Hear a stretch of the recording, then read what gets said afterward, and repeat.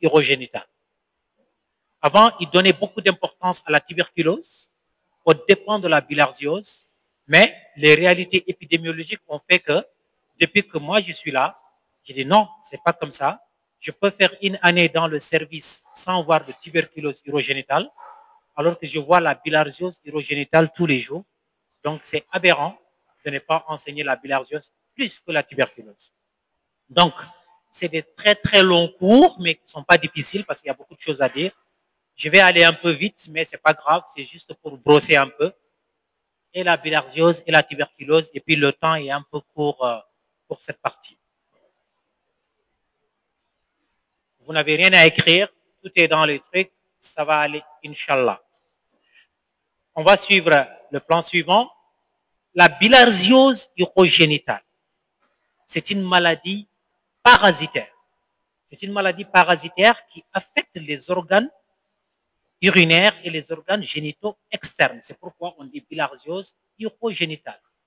Elle est liée à un ver qu'on appelle un trématode de la famille de Schistosoma hématobia. Pourquoi on enseigne la bilharziose urogénitale? Parce que tout simplement, c'est la deuxième parasitose la plus répandue après le paludisme. Ça englobe quasiment toute l'Afrique, du nord à l'est, du sud au nord, et même le Maghreb, qui est épargné du paludisme et beaucoup de choses. Il y a quelques foyers quand même de bilharziose qui persistent. La Mauritanie, toute la région qui a au bord du fleuve est endémique de bilharziose urogénitale. On pensait que c'était seulement les régions endémiques telles que Rosso, Kaïdi, Selibabi qui sont au bord du fleuve, mais le Hod el-Sharqi, le Hod el-Qarbi, même dans les régions comme l'Adra, où on a trouvé des cas de bilharziose urogénitale parce qu'il arrive qu'il pleuve, il arrive qu'il y ait des flaques d'eau, donc il arrive qu'il y ait de la bilharziose urogénitale. Donc, toutes ces raisons font que nous enseignons la bilharziose urogénitale. Les quelques études qui ont été faites dans la sous-région ont montré que 50% des enfants entre 6 et 14 ans, c'est beaucoup ça, dans la vallée, sont infestés par la bilharziose urogénitale. Ça veut dire quoi? Quand tu pars à Rosso, quand tu pars à Kaïdi, quand tu pars à Selibavi, tu prends un enfant sur deux et atteint de bilharziose urogénitale. C'est alarmant, c'est énorme et ça fait peur. Ce week-end, j'étais en mission à Selibavi. J'étais en mission chirurgicale le vendredi à Selibavi. Donc, quand je partais, c'était l'après-midi de Kaïdi à Selibavi. Il y a beaucoup d'eau en ce moment après la pluie. Donc, à travers la fenêtre, je voyais les enfants enlever leur maillot, ils couraient, ils venaient plonger dans l'eau. J'ai dit, on a beaucoup de travail à faire encore parce que ce sont vos futurs patients atteints de bilharziose urogénitale. Et le fléau, je me suis dit, il faut qu'on agisse, sinon, dans quelques années, ça va continuer à faire des dégâts de la bilharziose urogénitale. Et je t'assure que j'en avais marre aussi comme ça. Les régions comme le Hod el-Sharqi, le Hod el-Qarbi, on a trouvé plus de 25% d'enfants qui sont atteints de la bilharziose urogénitale. Il n'y a pas de fleuve, il n'y a pas de truc, mais il y a la pluie, il y a les mares d'eau et il y a les baignades dans les eaux douces. La bilharziose urogénitale, une étude qui a été faite au Sénégal, dans le bassin du fleuve Sénégal, Matam, ainsi de suite, la prévalence est de 38%. Quand tu prends une personne sur trois dans la vallée a déjà eu la bilharziose urogénitale. Donc, c'est un problème de santé publique dans notre sous-région.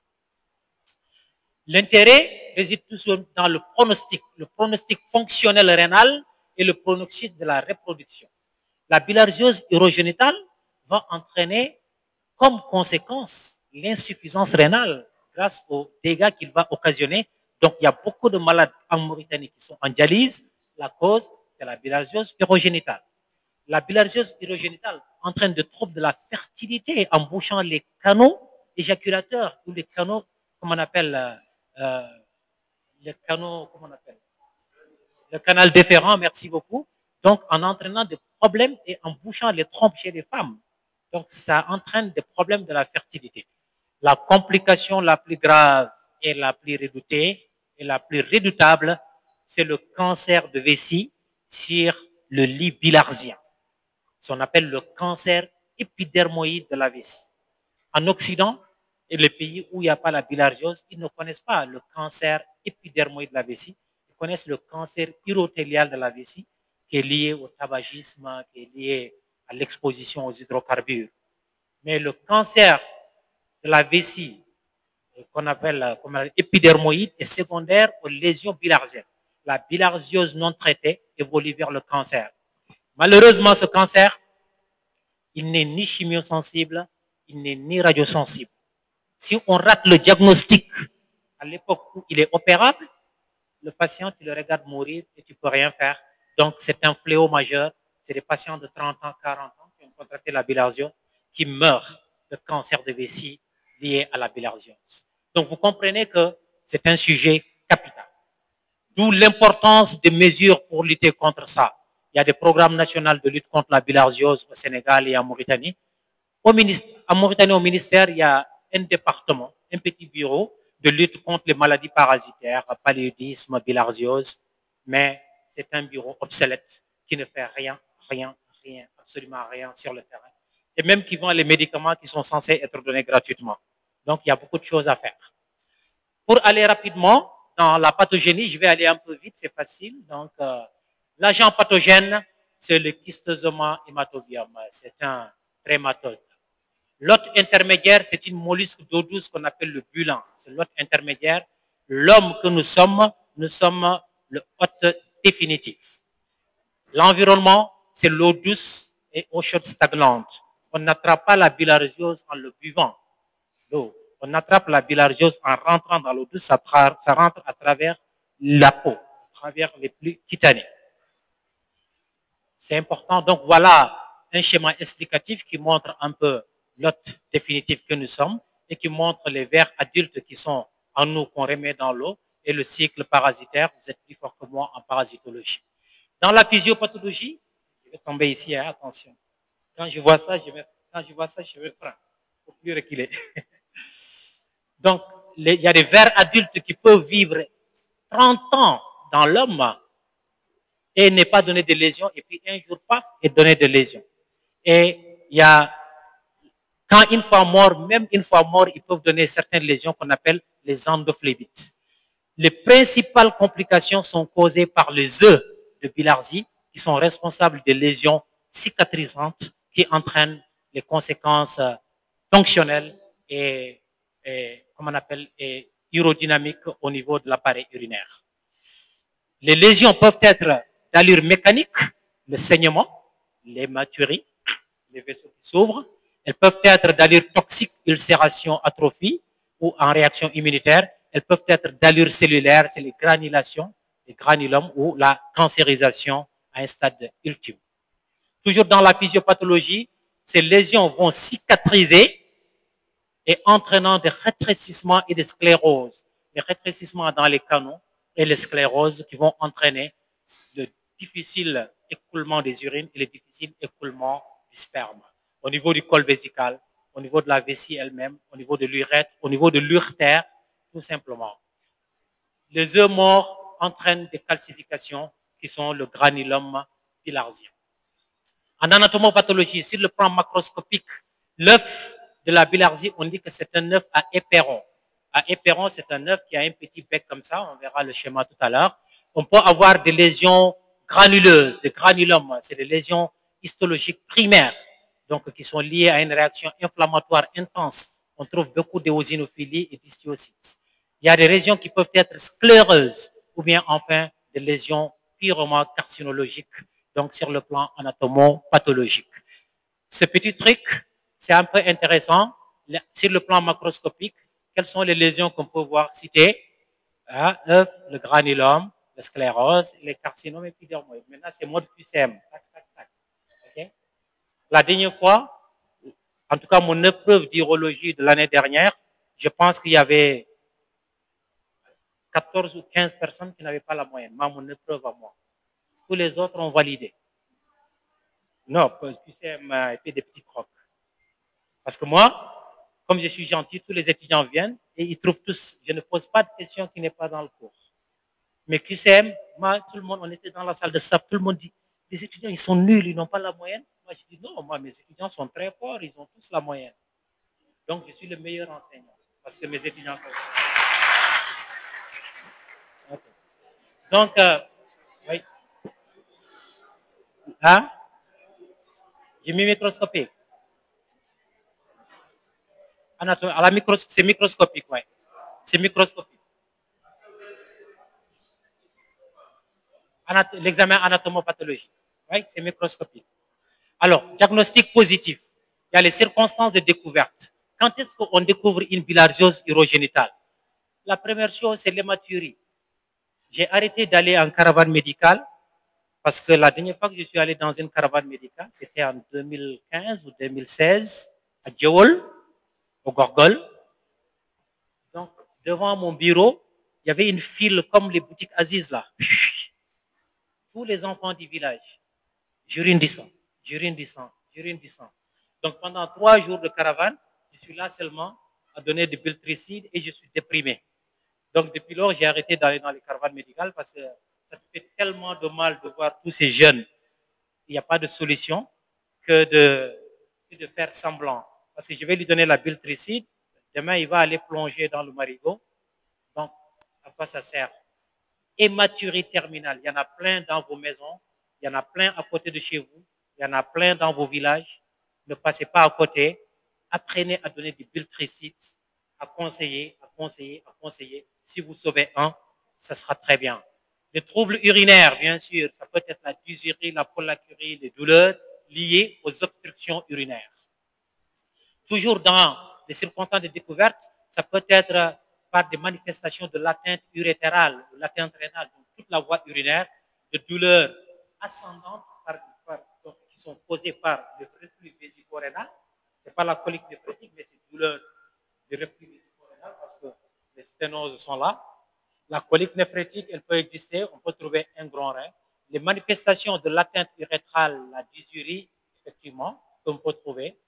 Les manifestations génitales chez l'homme, c'est au niveau des vésicules séminales, ça se manifeste par une spermatorrhée et une hémospermie et des douleurs périnéales. C'est quand même l'abcès des vésicules séminales. Les prostatites bilharziennes, les orchiépididymites bilharziennes et les gros testicules bilharziennes, les orchites bilharziennes qui peuvent aussi exister. Oui. Il y a le déficit et puis il y a la grande quantité. Donc, c'est les jeunes patients, tellement que les vésicules séminales sont inflammées, ils se mettent à fabriquer beaucoup de sperme en grande quantité. Même couché assis comme ça sort. Donc, il faut distribuer ce qui en manque. Donc, c'est la spermatose. C'est très gênant pour les patients. Ils ne peuvent pas crier, ils sont tout le temps dérangés, leurs kilos sont salis. C'est la spermatorrhée. Il y a beaucoup d'infections qui peuvent donner ça, des infections génitales, urogénitales. Donc, ils peuvent donner ça. Et c'est très, très embêtant. C'est l'antibiothérapie, c'est la spermoculture, identifier le germe, l'antibiothérapie adaptée.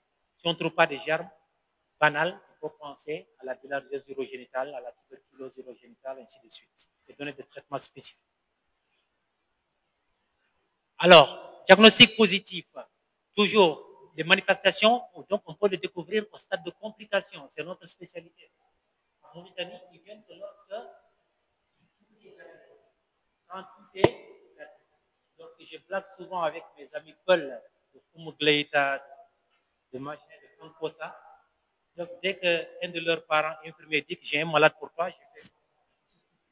Parce que c'est un malade qui va trouver sténose de l'urètre, masse vésicale, sténose urétérale.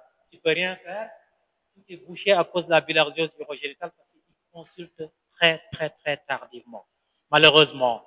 Donc, les complications mécaniques telles que les rétentions aiguës d'urine liées à la bilharziose, infectieuse, la pyélonéphrite, la pyonéphrose, lithiasique, il favorise ça, néphrologique, jusqu'à l'insuffisance rénale, le problème de fertilité, d'accord, et de cancer des vessies, qui est le gold standard des complications. À l'examen clinique, oui. Quoi? Pardon? Urétro-hydronéphrose. Merci, très bien. Urétro-hydronéphrose. Urétro-hydronéphrose, la dilatation de l'urétère et du rein. C'est ça l'abréviation de ça. Merci beaucoup. OK? Et GEU, c'est grossesse extra-utérine. Bon, parfois, on met les abréviations sans se rendre compte. Hein? Rétention chronique d'urine. Rétention chronique d'urine, rétention aiguë d'urine. C'est vrai, hein? Parfois, on ne fait pas attention, on met comme ça. OK. Rétention chronique d'urine, Ça, c'est rétention chronique d'urine, il y a rétention aiguë d'urine et urétro-hydronéphrose. Sans doute ici, il y a rétention aiguë d'urine. J'ai oublié. Aiguë d'urine. Ouais. À l'examen clinique, quand on examine ces patients, s'ils ne sont pas au stade de complication, hématurie terminale, tu trouves rien. C'est un patient qui vient, il a une hématurie terminale, l'examen, tu trouves rien. Mais quand tu trouves quelque chose, c'est qu'il est déjà dans les stades de complication. Par contre, quand il vient, il dit qu'il a une hématurie, il faut chercher la notion de baignade dans le marigot. Ce n'est pas la peine de demander ce que tu as baigné. Tu es d'où, de quelle région? Il va te dire, machin. Ça, c'est d'office. Il va te dire, je suis de Nouakchott. Tu vas demander les vacances. Parce qu'il peut aller en vacances. Il fait une seule baignade. Et quelques années après, il attrape la bilharziose urogénitale. Donc, il y a beaucoup de jeunes qui sont nés, grandis à Nouakchott, qui viennent dans un tableau de bilharziose urogénitale parce qu'ils ont été en vacances et ils ont eu à faire des baignades ou à rentrer dans l'eau douce. Donc, ça contamine. L'hématurie, le plus souvent, les lésions, elles sont, je viens de te dire, ça peut faire 20, 30 ans sans se manifester. Et ça peut se manifester aussi immédiatement, ça dépend. Oui, madame.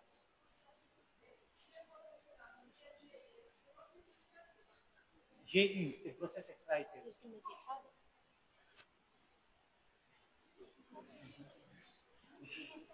Ce qui fait que pourquoi le patient il fait la rétention aiguë d'urine? Parce qu'il y a l'obstruction au niveau des voies urinaires. Et les mêmes obstructions arrivent au niveau des voies génitales. Donc, au niveau de toute la cavité utérine. Donc, quand il y a obstruction, il y a déviation de trajet. Donc, il y a beaucoup de pathologies. Quelqu'un peut ne pas avoir la bilharziose et faire la grossesse extra-utérine. Mais la bilharziose contribue, comme les infections génitales, toutes les infections génitales, à favoriser la survenue de grossesse extra-utérine. Donc, la bilharziose, quand vous le comprenez, il a quelques spécificités, mais c'est une pathologie générale. Ça entraîne tout, en quelque sorte. C'est comme la tuberculose, ce sont les deux pour bateau aux gens. C'est pourquoi j'ai dit, ils sont faciles. Donc, on va aller vite. Vous allez voir, là où je mets parfois mes questions, vous allez les voir, comme là tout à l'heure. Donc, il faut chercher la notion de baignade et de séjour en zone d'endémie. Donc, il y a une pauvreté des signes fonctionnels, mais il faut vraiment demander l'histoire de la maladie pour pouvoir interagir. Sur le plan général, on peut trouver un patient totalement normal, comme vous et moi. Il urine, il a juste une hématurie terminale. À l'examen clinique, il n'y a pas de fièvre, il n'y a rien. Mais on peut trouver l'autre extrême, un patient altéré complètement, l'état général altéré, parce qu'il a déjà développé son insuffisance rénale, il a déjà son cancer de vessie, il a déjà... Donc, on peut avoir deux extrêmes. On peut avoir une hyperthermie lorsqu'il y a des syndromes infectieux associés, tels qu'une pyélonéphrite ou bien une pyélonéphrose, par exemple. Donc, le tableau clinique est variant en fonction du stade. L'examen urogénital, il faut chercher des difficultés urinaires à côté de l'hématurie. Il faut chercher un gros rang, la sensibilité des fosses lombaires, les points urétéraux pour voir s'il n'y a pas d'obstacle, un globe vésical pour voir s'il n'y a pas de rétention aiguë d'urine. Chez les organes génitaux externes de l'homme, il faut chercher les trajets fistuleux. Pourquoi il y a les trajets fistuleux? C'est comme pour la grossesse extra-utérine. Quand les urines n'ont pas leur chemin habituel, ils cherchent par où passer. Ils vont faire une fistule irrétrocutanée, une fistule irrétroscrotale, une fistule vésicrocutanée. C'est comme l'eau de la pluie. Il doit passer par A ou par B. Si vous construisez sur son chemin, soit il casse votre maison ou bien il dévie. Mais lui, il doit passer. C'est comme les urines. Donc voilà, des indurations du canal déférent et des nodules épididymaires qui vont entraîner l'obstruction des tous ces trucs. Des testicules qui peuvent être hypotrophiques ou au contraire hypertrophiques. Donc tout peut exister. Ces lésions peuvent être unilatérales ou bilatérales. Donc on peut également trouver des véritables prostatites liées à la bilharziose. Sur l'examen chez la femme, il faut examiner la vulve. Les grandes lèvres et les petites lèvres, elles peuvent être à l'origine des masses inflammatoires ou ulcérées. Donc on peut trouver des ulcérations de la vulve qui peuvent être confondues comme si c'était de la syphilis ou autre chose, ou bien des masses, des excroissances au niveau de la vulve qui peuvent bien exister. L'examen au spéculum, il faut examiner bien sûr la région cervicale. On peut trouver également des ulcéreuses ou bien des végétations intravaginales, donc des ulcéreuses comme une maladie telle que la syphilis, ou bien des végétations comme le condylome, qui ressemblent à des condylomes, mais qui sont des véritables lésions bilharziennes. Le toucher vaginal plus le palpé abdominal à la recherche de masse annexielle au niveau des trompes et au niveau de l'utérus. Au stade précoce, l'examen physique est souvent très normal. Donc, vous avez compris que je peux trouver un tableau vite et je peux trouver toutes les complications lors de mon trajet selon le niveau avec lequel le patient a consulté. Les examens paracliniques, qu'est-ce qui est intéressant pour nous de faire pour nous aider dans le diagnostic de la bilharziose urogénitale? La première chose à demander, quand vous mettez ECBU, il faut mettre ECBU avec culot urinaire à la recherche des œufs de bilharzie. Vous ne cherchez pas le ver adulte dans les urines, vous cherchez les œufs de bilharzie dans les urines. Donc, il faut souvent préciser, c'est le kilo urinaire à la recherche des œufs de bilharzie à partir de la 6e semaine d'infestation qui vont commencer à être présents. Donc, c'est une miction totale d'urine matinale après un exercice physique et on va procéder à la sédimentation et à la filtration de ces urines, ce qui permet de poser le diagnostic. Donc, ce qu'on va trouver, c'est des œufs qui ont une forme ovoïde avec un éperon terminal qui est caractéristique de la bilharziose urogénitale. J'ai quelques images, je vais vous montrer. La présence d'œufs vivants traduit une bilharziose évolutive. Donc, l'examen urinaire est capable de dire que c'est des œufs morts ou bien c'est des œufs qui sont encore actifs. Donc, il te dit bilharziose active ou bien bilharziose inactive. Voilà, c'est ça un peu l'éperon, l'œuf avec son éperon terminal caractéristique de la bilharziose urogénitale. Donc, on peut également rechercher des antigènes et des anticorps qui sont quand même faits exceptionnellement. Le diagnostic positif, il peut être aidé. Il peut être aidé par une NFS. On va trouver une hyperéosinophilie qui nous aide dans le diagnostic. Le CBI peut également trouver, en plus des œufs de bilharzie, une leucocyturie abactérienne. Alors, souvent, la plupart d'entre vous, la plupart des médecins, quand ils regardent un ECBI, ils vont, ECBI, ils regardent conclusion stérile. C'est-à-dire, rentre chez toi. Alors que le biologiste, il a mis à peu près 10 lignes avant de mettre stérile. Si c'était le stérile seulement qui est intéressé, il ne va pas mettre 10 lignes, il met stérile et puis classe. Donc, quand vous prenez un ECBU, il faut regarder, il met albuminurie, il met glycosurie, il met leucocyturie, ainsi de suite, ainsi de suite. Donc, il faut regarder. On peut avoir stérile en bas parce qu'il n'y a pas de microbes détectés, mais tu trouves 1000 leucocytes, c'est une leucocyturie abactérienne. Soit la patiente a pris des antibiotiques, soit c'est des germes un peu spécifiques comme la bilharziose, la tuberculose, ainsi de suite. Donc, lisez le CBU dans toute sa totalité. Oui. Ce qui confirme, c'est les œufs de bilharzie. Ces autres aident au diagnostic positif. C'est des éléments en faveur. Par exemple, parfois, ils ne trouvent pas les œufs de bilharzie. Mais j'ai une éosinophilie, j'ai une leucocyturie bactérienne, j'ai la notion de baignade, j'ai l'épidémiologie de mon pays, bilharziose. Okay? Mais quand je le perron, l'œuf de bilharzie, ça confirme le diagnostic. Ça, c'est des éléments qui aident au diagnostic. La fonction rénale, parce qu'il y a l'insuffisance rénale qui est une complication majeure. Oui.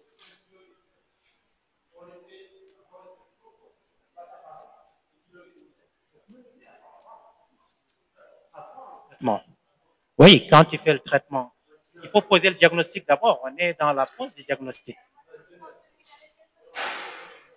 Oui, il demande est-ce qu'on fait le CBU après le traitement ou avant le traitement? Bien sûr, avant le traitement. On n'a pas encore le diagnostic. Donc ici, je vous ai mis une image de la vulve chez la femme, une vulve bilharzienne, avec des masses, des ulcérations. Donc toutes les lésions peuvent exister qui entraînent. Ça, c'est des lésions bilharziennes chez une femme. Oui. C'est des lésions bilharziennes chez une femme. il peut y avoir des excroissances comme des tumeurs, il peut y avoir des ulcérations. Donc, il peut y avoir toutes les lésions liées à la bilharziose. Donc, il y a beaucoup de médecins qui passent à côté des lésions bilharziennes en le prenant pour d'autres lésions. Il te dit que chez la femme, tu peux trouver des tumeurs telles que des masses vulvaires, ou bien des masses utérines ou des masses ovariennes. Tu peux parfois trouver des lésions inflammatoires ulcérées, où les deux se côtoient. Et parfois même, on a des métroragies en cas d'endométrite bilharzienne. C'est-à-dire que la bilharziose, elle rentre partout. Bon, je n'ai pas vu d'endocardite bilharzienne, mais en tout cas, l'appareil urinaire, tout est infecté par la bilharziose urogénitale. Question d'examen. Ils ont eu ça l'année passée, question d'examen en croc. Quels sont les différents stades de la bilharziose urogénitale en cystoscopie? Ils ont eu ça en croc. Mais cette année, je vais changer, ce ne sera pas croc, ce sera autre chose. Cette question-là. Les différents stades.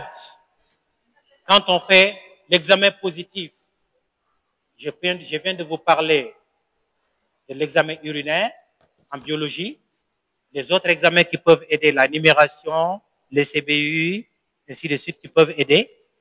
Le deuxième examen qui nous aide à poser le diagnostic positif, c'est la cystoscopie. Nous, dans le service, c'est rare qu'on se fatigue avec les CBU. Hématurie, cystoscopie, le plus souvent. Parce qu'on sait que d'habitude, on va trouver les lésions. On ne perd pas trop de temps. On peut demander les CBU, d'accord, avec le kilo urinaire, ça va venir. Mais nous, cystoscopie, c'est le meilleur examen. Il y a 3 stades. Le premier stade, c'est la granulation réfrigérante en grains de sable ou de sémoule. Quand tu rentres, c'est comme... Et puis les lésions bilharziennes, elles sont tellement jolies. C'est comme si c'était de l'or. Ça ressemble à l'or. Et puis ça fait comme ça. Quand tu vas dans les musées, là, ceux qui ont volé le musée du Louvre, là, le diamant qui fait tic-tic, les lésions bilharziennes en cystoscopie, ça fait comme ça. Ça brille. Ça brille, mais c'est méchant. Le deuxième stade, c'est le nodule. C'est des éléments granuleux de 1 à 2 mm, blanchâtres ou jaunâtres, en grains de riz. Le troisième stade, c'est le tapis sablonneux. C'est comme si tu voyais la plage de Tout est, il n'y a pas de plage saine. Tout est tapissé comme ça. Parfois, c'est plus vilain en tumeur framboisée. Hein. Parfois, il y a des polypes. Les polypes, c'est des excroissances. Parfois, c'est creusé, c'est une ulcération. Parfois, c'est des lésions cicatricielles, grisâtres ou blanchâtres. Et parfois, tu trouves une vessie de petite capacité. Tumeur framboisée, c'est une tumeur blanche qui n'est pas. C'est comme si quand tu laisses le lait cailler, quand tu laisses le lait à la chaleur, quand tu viens à la surface là, c'est comme si, voilà, c'est ça la framboisée. Voilà. Comment framboisée comment? Oui, le lait caillé. Quand tu laisses le lait au soleil, tu laisses une bouteille de lait au soleil sans le frigo. Le lendemain, si tu ouvres la bouteille là, de toute façon, il est vilain. Fermenté, voilà. C'est à peu près la même forme. C'est un exemple. Et puis, pendant la cystoscopie, on peut également trouver sténose de l'urètre. Donc, retenez les 3 stades en cystoscopie de la bilharziose urogénitale. Chaque jour, quand mes résidents font les cystoscopies, je dis qu'il faut les classer selon les 3 stades. Alors, le stade, oui, je viens. Le stade 2 et le stade 3, d'habitude, le stade 2, quand il y a des nodules, on peut d'abord donner le traitement. On revient 2 mois après faire la cystoscopie de contrôle. Est-ce qu'il y a régression ou bien s'il n'y a pas régression ou il y a augmentation, on les enlève. Le stade 3, on n'hésite pas, il faut faire la biopsie. Il faut aller biopsier, enlever, parce qu'on a peur que ça soit cancérisé. Okay? Oui, oui, c'est bon. Il y a une sage-femme qui est venue, il y a une élève sage-femme qui est venue, elle est venue il y a 2 mois. On a trouvé une petite lésion comme ça, un petit nodule stade 2, 1 à 2 mm. On l'a mis sous traitement. Elle est partie, on dit vas-y 2 mois et demi, tu reviens pour un cystoscopie de contrôle. À la cystoscopie de contrôle, c'est devenu un chou-fleur. Donc, elle pensait qu'elle est venue seulement, elle me voit, elle retourne après sa cystoscopie dans son village, elle dit, ça, il faut l'enlever rapidement. Heureusement, c'est une seule lésion. On a fait la RTUV, on a réséqué, et Inch'Allah, ce n'est pas du cancer, elle est tirée d'affaire. Donc, imagine, si tu ne le contrôles pas, celle-là, elle va venir dans 6 mois, dans une année, stade de cancer de la vessie, c'est absolument horrible. RTUV, résection transurétrale de la vessie. On va y arriver dans le traitement. Diagnostic positif, vous voyez, c'est compliqué un diagnostic positif. Il y a beaucoup de choses à faire. On peut faire aussi des prélèvements biopsiques ou des pièces d'exérèse. Ce granulome, ce truc que j'ai enlevé chez la fille, je l'envoie à l'anapathe. Ils vont me répondre que c'est du bilharzium ou bien c'est de la tumeur. Donc, l'anapathe peut donner le diagnostic. Ou bien c'est lésions cutanées chez les femmes qu'on vient de voir. On peut les biopsier, amener à l'anapathe. Il répond, est-ce que c'est du bilharzium ou bien c'est autre chose. Il permet d'affirmer le diagnostic avec la mise en évidence des œufs de bilharzie et le granulome bilharzie. L'imagerie. L'imagerie ne pose pas le diagnostic positif, il donne le diagnostic de retentissement. Il a des éléments qui nous aident à dire que ça c'est une bilharzie. La première chose, c'est ça. Les parois de la vessie, qui sont normalement pas visibles, ils deviennent calcifiés. Les parois de la vessie deviennent calcifiées. On dit que c'est la vessie en porcelaine. Vous connaissez porcelaine? Vous avez les pots de porcelaine à la maison posés sur la table. Les pots pas en verre, mais en porcelaine. Porcelaine, c'est à peu près comme ça. C'est pas du métal, c'est pas le verre. C'est du marbre. C'est du marbre. Merci beaucoup. Voilà le grand commerçant. C'est comme du marbre, porcelaine. C'est pas du verre, c'est pas de. Vous décorez les salons là, vous mettez sur vos tables, c'est comme le calcaire. C'est comme le calcaire, voilà, c'est du marbre, voilà. Donc la paroi de la vessie, quand on fait l'ASP, quand on fait l'échographie, c'est un signe pathognomonique. C'est un signe pathognomonique de la bilharziose originale. La vessie en porcelaine. On appelle ça la vessie en porcelaine. Donc, les parois de la vessie deviennent calcifiées. Qu'est-ce que ça va faire? Donc, la vessie a perdu sa capacité de répression et il a perdu sa capacité de contraction. Donc, c'est des patients qui ont des douleurs périnéales et qui ont des problèmes parce qu'ils ont des petites vessies. Ils ont des vessies qui ne distendent pas. Donc, ça entraîne beaucoup de troubles urinaires et c'est pas de problème. Et ce vessie en porcelaine qui ne se distend pas va entraîner une obstruction au niveau des BA, ça va entraîner des érythronécroses. Donc, on va avoir des calcifications au niveau du latéral. Donc, signe pathognomonique. Voilà, j'en parlais. Les lésions obstructives de l'urétère peuvent être à n'importe quel niveau de l'urétère. Ça entraîne des urétères tortueuses jusqu'à dilatation de stade 5, entraînant une insuffisance rénale. Vous voyez ici, c'est cette patiente, la vessie, elle est devenue tellement petite. On a une petite vessie qui a entraîné une urétère. Ce genre de patient, personne ne veut les avoir parce que tu n'as pas beaucoup de solutions à proposer. Ce que tu peux proposer, c'est très très lourd, c'est de faire ce qu'on appelle un agrandissement de la vessie. Un agrandissement de la vessie. C'est une intervention qui prend 6 heures de temps. On prend l'intestin, on vient, on augmente la capacité vésicale par l'intestin. Il y a ce qu'on appelle également le remplacement vésical. Quand on fait des tumeurs de vessie, on fait un agrandissement de la vessie. Donc, même si c'est l'intestin, ça entraîne le problème de contractilité, mais ça aide à voir. Et la deuxième difficulté, c'est comment rendre perméable ces urétères-là. Comment mettre une sonde Gigi ou comment les traîner. C'est un casse-tête de séquelles bilharziennes. Quand on a des patients comme ça, on réfléchit, qu'est-ce que je vais faire, qu'est-ce que je vais faire. C'est très très difficile à manager. Dans l'USRM, il y a souvent des reflux vésico-bilatéral liés à cette capacité vésicale diminuée. Donc, il y a un reflux qui est en train de plus souvent. Et il y a beaucoup de sténose urétrale également associée. CRM, c'est urétrocystographie rétrograde mixtionnaire.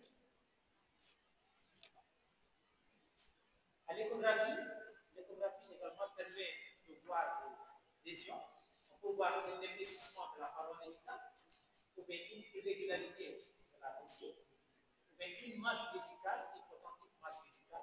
Quand on trouve une masse vésicale à l'échographie, on va faire la cystoscopie pour aller le voir. Sauf si vraiment c'est une grosse masse. Si c'est une grosse masse, il n'y a rien à faire, il faut faire ce qu'on appelle la RTUV. Alors, d'entrée de jeu, la biopsie vésicale, biopsie des masses vésicales. On ne fait plus comme la biopsie classique, aller un peu.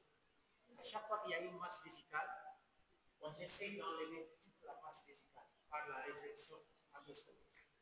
Donc, ça s'appelle la RTUV. Parfois, la masse elle est importante, on sait qu'on ne peut pas tout enlever. On va enlever une partie, mais ça s'appelle la RTUV, la résection transurétrale de la vessie. Okay? Quand vous dites biopsie de masse vésicale, vous dites la résection transurétrale de la vessie. Oui, oui.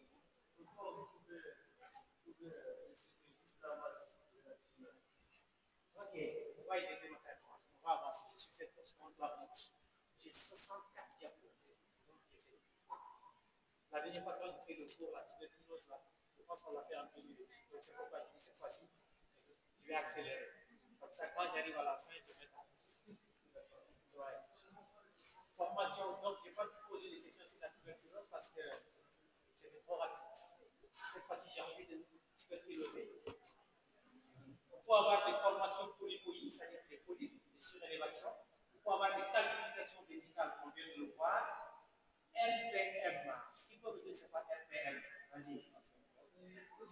Résidus post-mictionnels. Voilà les petits virologues émergents. Ils vont soigner ceux qui sont en train de nager maintenant. Si la diffusion n'est pas progressive. Le RPM, c'est le résidu post-mictionnel en échographie. Alors, quand vous faites l'interrogatoire de vos malades, j'ai dit en ça en sémiologie, quand on fait l'interrogatoire du malade, tu dis, est-ce que tu as la sensation de non-vidange complète de la vessie? Ça, c'est l'interrogatoire. Mais pour le traduire médicalement, le radiologue, qu'est-ce qu'il fait? Il demande au patient de quoi? Il fait l'échographie de la vessie. Il demande au patient d'aller uriner et de filer totalement sa vessie. Le patient, il va uriner, il vient terminer, il le fait coucher et il calcule la quantité d'urine qui reste dans la vessie. C'est ça le RPR. Lorsqu'il est supérieur à 100, il liquide significativement. L'épaisseur du parenchyme rénal, bien sûr, s'il n'y a pas une lamination du parenchyme rénal, parce que c'est des règles la dilatation des cavités rénales, les calcifications prostatiques ou des vésicules séminales, les nodules pulmonaires et les lésions utéro-annexiales. Donc, vous voyez que c'est un examen important, facile à faire, qui permet rapidement de te donner beaucoup de signes pour avoir une idée des complications que tu as et des complications que tu n'as pas. L'uro-TDF, bien sûr, des images beaucoup plus raffinées, beaucoup plus précises, mais ce n'est pas toujours nécessaire d'aller faire l'urostat. Le diagnostic positif, toujours, le stade de complication est favorable sur le traitement médical dans la village jeune, donc évolution et complications. Lorsque la village est jeune, par exemple, une malade qui dit mon premier épisode d'hématologie, ça date de 3 ans.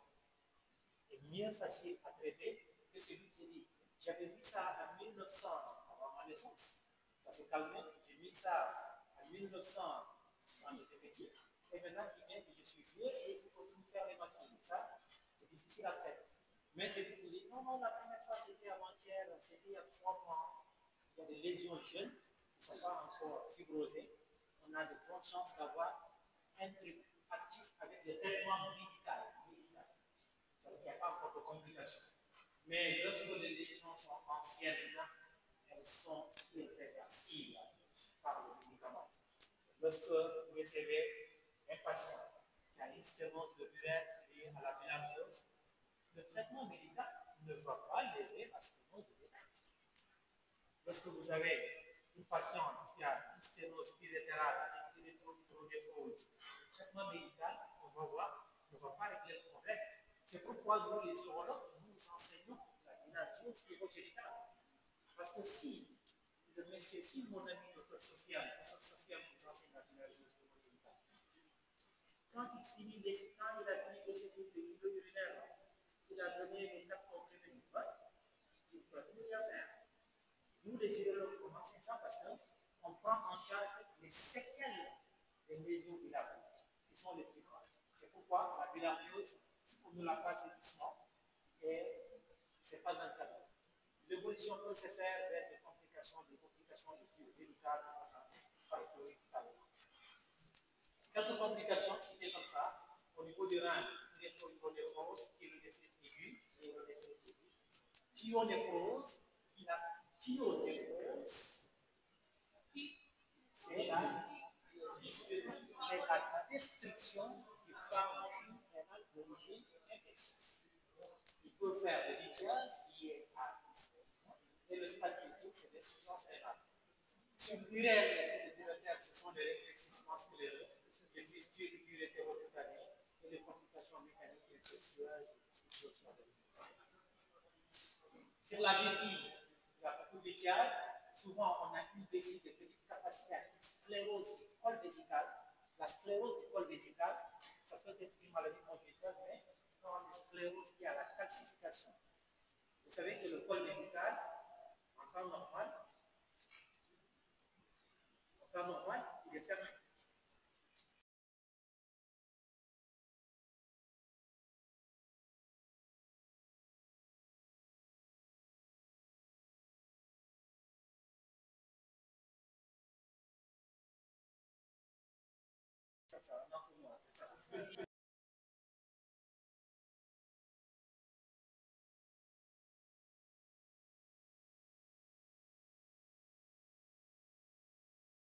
J'en ai trouvé des complications avec un traitement là. Donc, il y a beaucoup de lésions de bilharziose. Donc, la petite vessie bilharzienne, il est classique. Généralement, les femmes et les hommes qui ont la bilharziose, la vessie, il est calcifié, il n'a pas de répression. On a des petites vessies de petite capacité, c'est très très désagréable à traiter. Le carcinome épidermoïde de la vessie, à votre pire ennemi, ne lui souhaitez pas le carcinome épidermoïde de la vessie. Tous les jours, nous recevons des jeunes patients, 30 ans, 40 ans. Il vient, il fait l'interrogatoire, oui, j'urinais le sang depuis. Mais uriner le sang, l'examen était normal, il continue à avoir ses occupations. Sauf qu'il était berger, il lui donnait ses moutons, et depuis 2 mois, il est soufflé, il est aligné, il est fatigué, il va venir, il va même nous dire que quand il urine avec les batteries, il y a des crocs de tissu qui sortent avec. Tu regardes son état général, tu sais que celui-là, il est très malade. Dès que tu l'examines un peu, le pire est là, le cancer de la vessie, est là. On réserve pour poser le diagnostic. Une fois qu'on pose le diagnostic, s'il y a une insuffisance rénale, il est trouvé de néphros, on fait des néphroscopies. S'il y a une sténose de l'urètre, on essaie de passer, on fait une cystoscopie. Et on le regarde. Chaque jour, les parents viennent, vous les rassurez jusqu'à ce qu'il n'y a pas de solution. Donc, c'est pour vous dire que c'est vraiment très grave. Les lésions génitales, donc, ça peut aboutir à l'infertilité. Donc, dans nos régions, une des causes de l'infertilité chez les hommes, il faut penser à la relation génitale, et chez la femme, il va prendre à l'infertilité. On continue. Le diagnostic étiologique, il est facile. On connaît la cause. Il est lié au histosement hématobien. Donc, le réservoir parasitaire, c'est strictement humain. Nous, les hommes, c'est nous, notre définitive. Et les autres intermédiaires, c'est l'eau douce. On a besoin d'eau douce pour que ça soit contaminé. Celui qui ne rentre pas dans l'eau douce, qui ne sera pas contaminé. Celui qui a la bilharziose urogénitale, il peut uriner sur ton pied, il ne va pas te contaminer. Celui qui a la bilharziose urogénitale, ton mari ou ta femme, il peut avoir des rapports sexuels avec toi, il ne va pas te contaminer.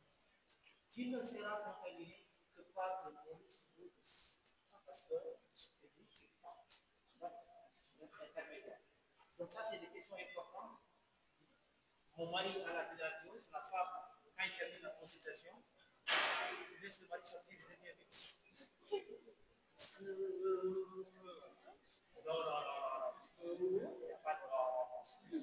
C'est important de connaître ainsi de suite. Donc, pour pouvoir conseiller sur le plan familial. Ok.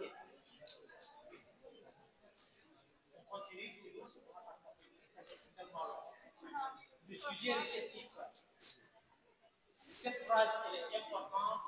Il n'y a pas d'immunité naturelle chez l'homme. Il y a des maladies, si tu les attrapes une seule fois, France, tu ne peux plus les attraper. Mais la bilharziose immunitaire, si on te traite, tu guéris, tu répares dans l'eau, tu vas attraper encore. Tu vas encore attraper. Donc il n'y a pas d'immunité naturelle chez l'homme qui empêche l'homme de se contaminer. Toutefois, on apparaît avec l'âge le long développement de résistance acquise à la réinfestation. Ça, c'est important. Donc il faut retenir qu'il n'y a pas d'immunité acquise. Les enfants qui viennent qu'on traite, s'ils le réparent dans l'eau, ils vont se réinfecter. Donc, facteur favorisant, l'âge, surtout les enfants, par leur jeu, leur baignade dans les ruisseaux et dans les rivières. Le sexe, malheureusement, ça touche plus les femmes en Afrique que les hommes. Alors, beaucoup de gens ont expliqué ça parce que dans beaucoup de régions africaines, c'est les femmes qui font tous ces travaux-là, qui vont à la rivière, qui vont au marigot, qui vont même au champ. Donc, c'est les femmes qui sont plus dans ces métiers de sol plus que les hommes. D'accord? Donc, il y a plus de femmes qui sont à même par rapport aux hommes. Lavage de linge, les alimentaires, les professions, les cultivateurs, les pêcheurs en eau douce, les riziculteurs. Moi, je suis riziculteur. Hein, moi, j'ai cultivé le riz dans la boue. La Kaili, je ne sais pas si c'est là pour le Kaili, jusqu'au bac. Hein. Quand tous les week-ends, on va cultiver le riz.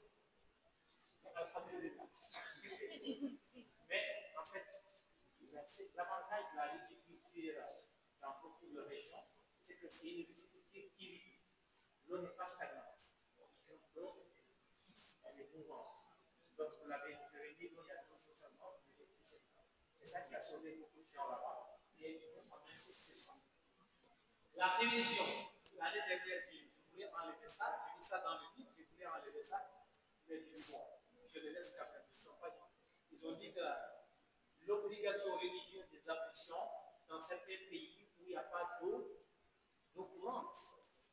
Donc il y a ces régions que j'ai dit là, où il n'y a pas d'eau courante, le gars il boit l'eau du lac, l'eau qui est stagnée, il vient, mais je ne pense pas que ce soit pur pour les ablutions. Donc, ça ne m'a pas plu, mais en même temps, je n'ai pas le pouvoir de l'enlever. Je l'ai trouvé dans les livres. Donc, on le garde. Oui. Si on boit le non, c'est pas boire.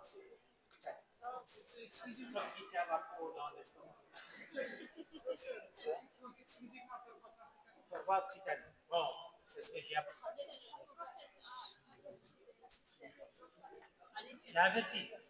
Voilà, on a une hadith ici, le Coran, le prophète a interdit l'utilisation de l'eau stagnante pour les ablutions. Quand il n'y a pas d'eau propre, il faut faire le tayammum. L'année prochaine, je vais mettre ça là. Allez, on continue les amis. Ça beaucoup de choses, c'est bien, je dis que vous avez des choses. Vous comprenez? Les facteurs favorisés. Qu'est-ce qui favorise la survenue de la bilharziose? La mise en valeur des ressources hydrauliques des barrages. Le barrage de Fumugleita. À l'époque, nous on était jeunes, quand on faisait le barrage de Fumugleita, c'était un projet national. C'est bien, la Belgique s'est développée tout ça, mais toute la région de Fumugleita est maintenant bilharzique. Donc ça sert l'agriculture, ça sert les populations, mais ça favorise la survenue des eaux douces et ça favorise la survenue de la bilharziose végétale. Bien entendu, le sous-développement de son corollaire. Si tout le monde avait l'eau de robinet propre à la maison, les femmes n'iraient pas au marigot pour aller être contaminées de bilharziose. La susceptibilité génétique de l'hôte en cours d'évaluation par de nombreuses études de recherche. Il y a des études de recherche qui sont en train de comparer est-ce que deux personnes, par exemple, moi, de race noire, toi de race blanche, si on nous expose à la même exposition de bilharziose, est-ce qu'on attrape la même? Donc, on est en train de voir s'il y a une susceptibilité génétique et tout ça. Donc, les études sont en cours, mais ils ne sont pas encore aboutis. Le diagnostic différentiel, qu'est-ce qui peut poser confusion avec la bilharziose urogénitale? Bien entendu, ce sont jumeaux. La tuberculose, c'est le jumeau de la bilharziose. La tuberculose urogénitale. Dans toutes ces formes. Donc, c'est lié au bacille de Koch et c'est une autre forme de contamination. On va y revenir tout à l'heure. Devant l'hématurie, qu'est-ce qu'il veut? Le patient vient pour l'hématurie, il ne va pas venir pour l'hématurie, il dit bilharziose. Ok, la bilharziose en tête, mais il faut penser aux autres causes d'hématurie, les maladies initiasiques, les tumeurs, donc il faut biopsier, les infections urinaires banales. Il y a beaucoup de filles qui urinent du sang parce qu'ils ont une cystite. Hématurie terminale liée à la cystite. Toute hématurie terminale n'est pas liée. Cystite, c'est une infection de la vessie. Très fréquente chez la jeune femme. Ça se manifeste l'urine mictionnelle et parfois il y a une question. Après, c'est une infection urinaire liée à la cystite. Donc, vous ne voyez pas infection urinaire, hématurie terminale seulement, allez prendre le médicament. La drépanocytose. C'est pas la drépanocytose. De hémoglobine. Maladie hématologique. D'hémoglobine. Quand on est médecin, il faut être élégant. Il faut être élégant dans les réponses. Hémoglobinopathie. Hémoglobinopathie, une maladie hématologique, génétique. Comment ça s'appelle? C'est récessif ou c'est dominant? Récessif. Récessif, mais qui se manifeste par une déformation de l'hémoglobine en forme de verrue. Les pathologies néphrologiques, il y a l'hématurie d'origine néphrologique, les glomérulonéphrites, qui peuvent donner des hématuries. Donc, toute hématurie n'est pas bilharziose, on a des diagnostics différenciés. Pardon? Oui. Quand tu es académique, il y a Joel, il y a Rousseau, il y a Singulari, il y a Foucault-Leta, il y a Potenchaki, il y a Robert. En Mauritanie, en général, quand tu reçois un enfant qui a une hématurie terminale, fais un SCBI musculo-urinaire. Quel que soit le résultat, tu peux donner, même si c'est très négatif, tu as le droit de donner le traitement de la bilharziose en traitement. Nous, quand on était petit à l'école publique, à l'époque c'était l'école républicaine, quand on était petit, ils passaient dans les classes, ils nous donnaient des comprimés, des traitements de la bilharziose, gratuitement. C'est comme on fait la vaccination.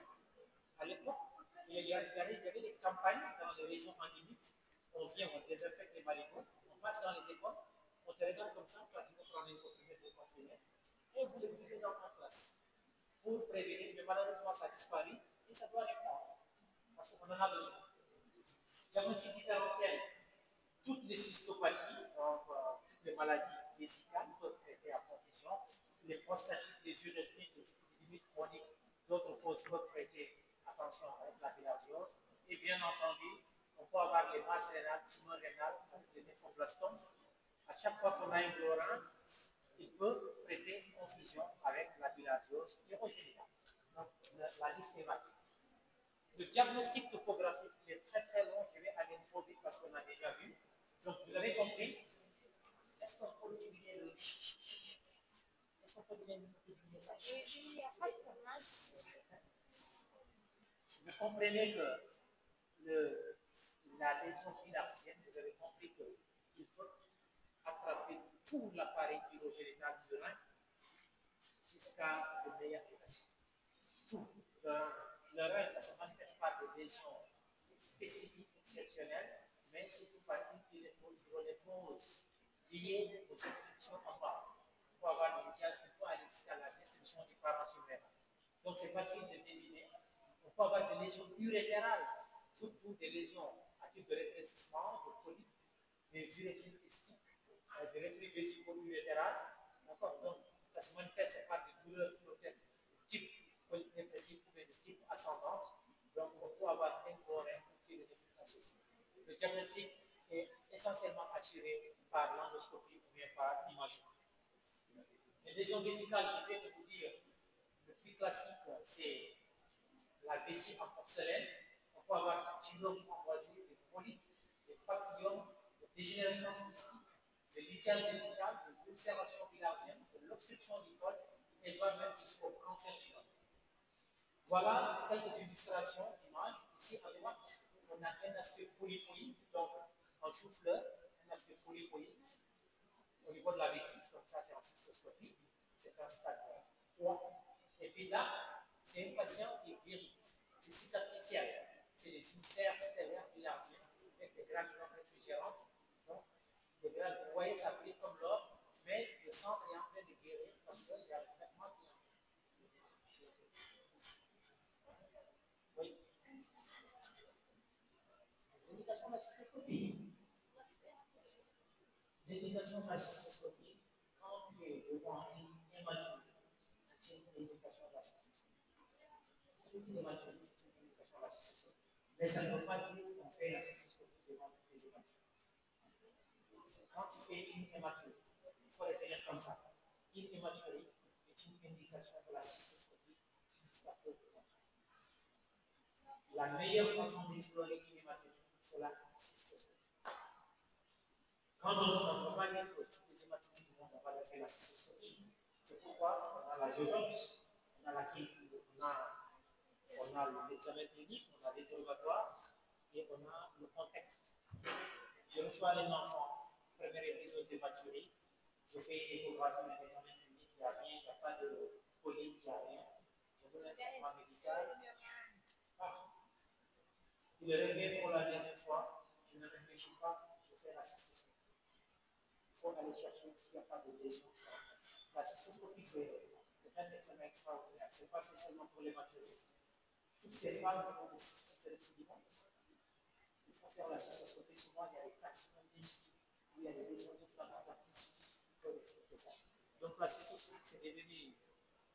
Ça a changé l'urologie complètement. Oui, c'est parce que oui. Ça, c'est la muqueuse. Ça, c'est là. Ça, c'est une bouche. C'est une tube. C'est oui, c'est framboise.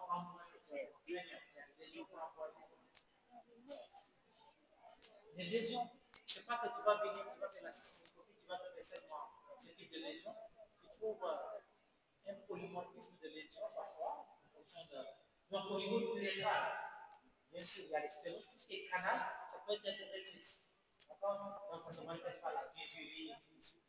Donc, quand vous faites celui qui a fait les sténoses de l'urètre avant-hier, en topo, parmi les étiologies ou les diagnostics différentiels, les sténoses d'origine bilatienne, ça rentre dans le cadre de sténose scléro-inflammatoire. Le diagnostic topographique sur le plan génital, on a déjà parlé, les vescicules séminales. Donc, la spermatocystique, c'est-à-dire que c'est l'infection des voies spermatiques, les prostatites, les épidémites, les sortites. Donc, ça peut entraîner tous les organes génitaux chez l'homme. Le traitement, ouf, on va traiter la bilharziose. Le but du traitement, il faut éradiquer l'infection. Il faut que l'infection disparaisse. La deuxième, c'est de prévenir ou prévenir des complications. Si je reçois un patient qui n'a pas de complications, mon objectif, c'est qu'il n'arrive pas au stade de complications. Et si j'ai déjà un patient qui a des complications, là, il faut traiter les complications. Et la troisième position, c'est plus global. Il faut essayer de prévenir que les enfants qui sont dans la vallée, qu'il n'y ait pas de nouveaux cas. Donc, la prévention, il n'y a pas de nouveaux cas de bilharziose urogénitale. Il faut qu'on parte à la rencontre dans les régions où il y en a. Il faut que l'État fasse un grand programme de sensibilisation. Il faut. Alors, le responsable, en tout cas, c'est lui qui était le responsable de la bilharziose au niveau du ministère de la Santé. Donc, j'ai fait une thèse sur la bilharziose, les complications de la bilharziose urogénitale. J'ai dit à l'étudiante, déjà, quand on cherchait des données, elle est allée au ministère, on n'a pas pu trouver presque rien. On a pris des données, heureusement, c'est pas une infection de laquelle ils ont été qui a quelques décisions. On a bien trouvé quelques données, mais au ministère, pour moi, ils ont été seulement, ils sont assis. Si on donne des médicaments à la distribution qui doivent distribuer à la population, ils les vendent dans les pharmacies. Et les pharmacies, ils vendent le comprimé à 1000 roupias. Et ce n'est pas de 1000 comprimés. 1000 roupias par 1000, ça fait pas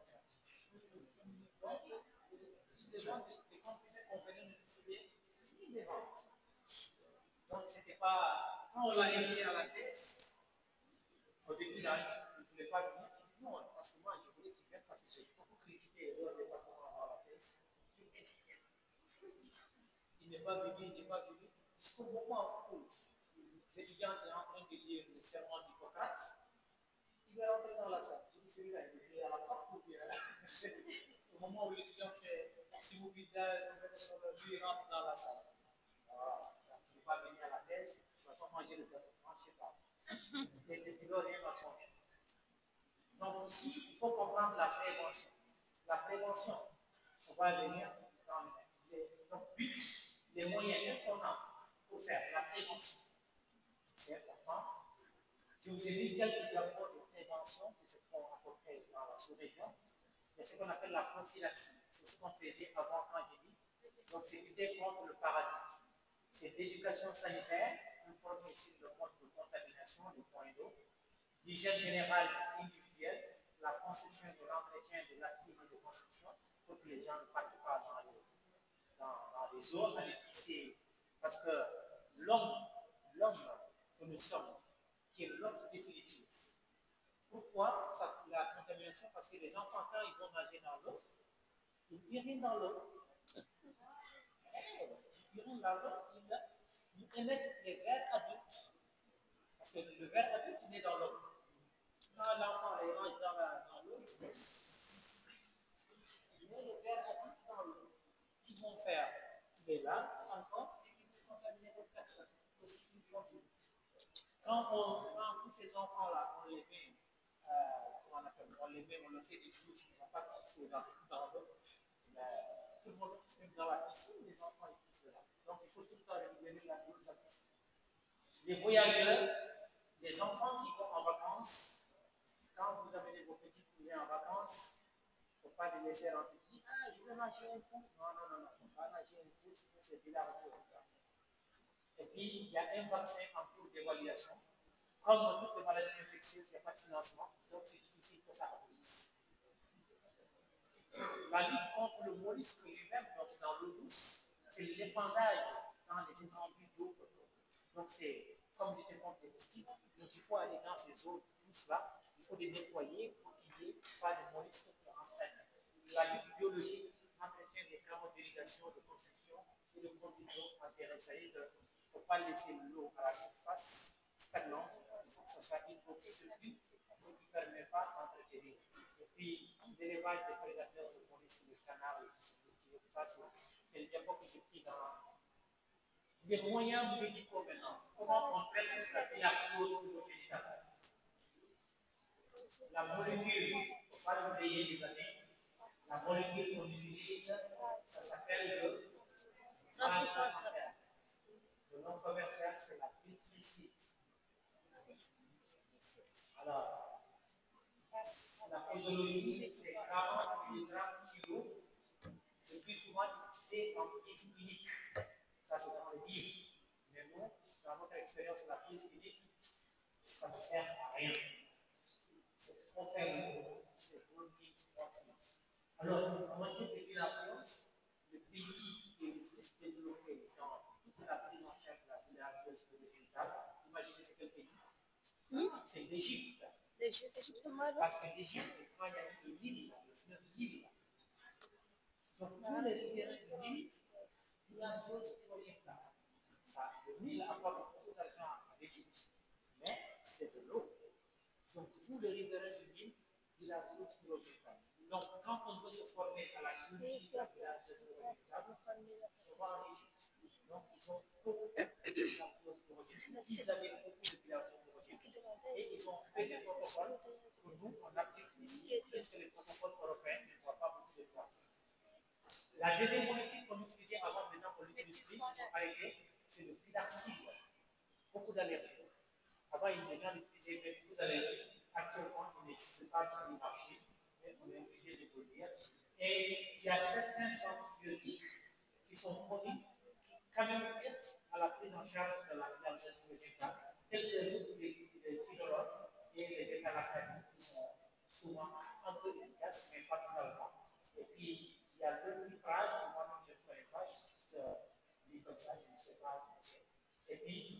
Malheureusement, quand c'est traité, il faut faire la dialyse. La dialyse, c'est extrêmement médical. Oui. Oui, c'est ce que je viens de dire. Il y a certains antibiotiques, mais il ne faut pas aller me citer les antibiotiques dans le traitement de la dilation. Quand on fait une courbe, le cours il est extensible. Il y a des articles qui ont montré que certains quinolones, ils associent les germes qui sont granulomateux. La tuberculose, la sarcoïdose, la tuberculose. Donc il y a certains antibiotiques qu'on utilise en plus du praziquantel. Mais si vous devez retenir une et une seule, retenez le praziquantel, ne l'oubliez pas. Le praziquantel. Praziquantel. Je ne poserai pas sur le reste. Praziquantel, c'est quelque chose. Je ne sais pas si c'est un examen toute la vie. Praziquantel, matin, c'est. Oui.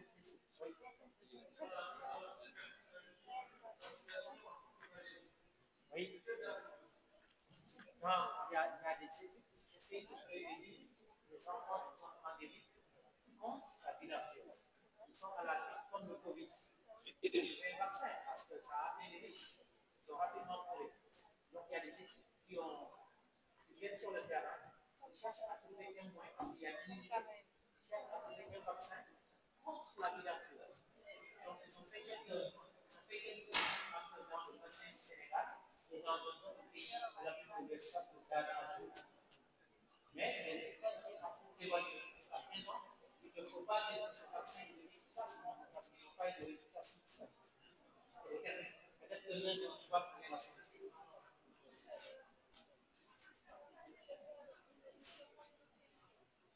La pulmicide, il y a difficile de faire qui sont de moins de 15 jours.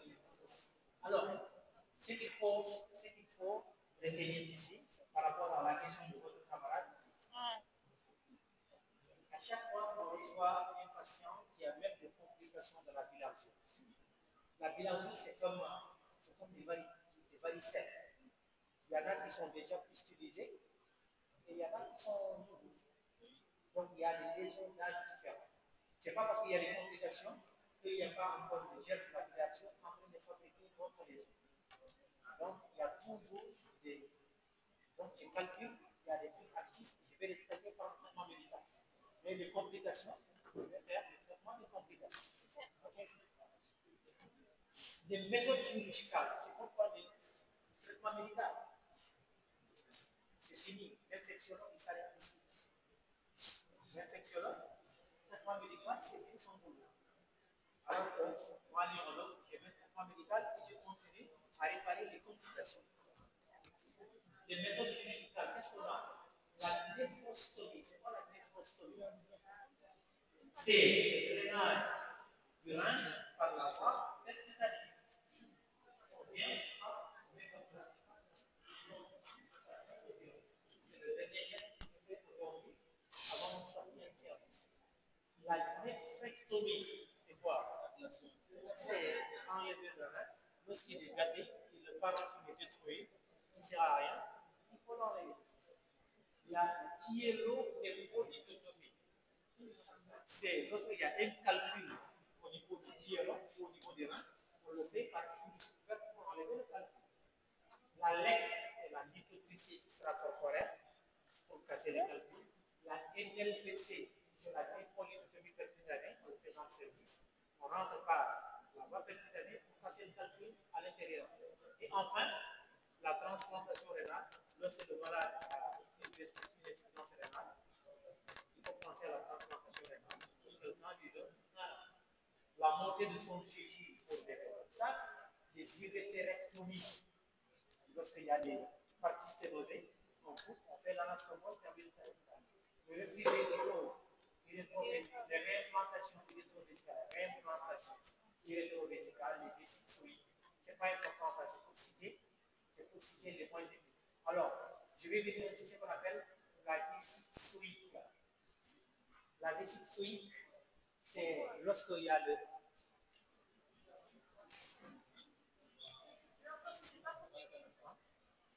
Ah, c'est quasiment tout, c'est bon.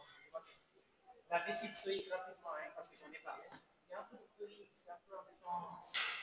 La vésite souïque, c'est des occasions, c'est des choses qu'on ne voit pas dans la clinique.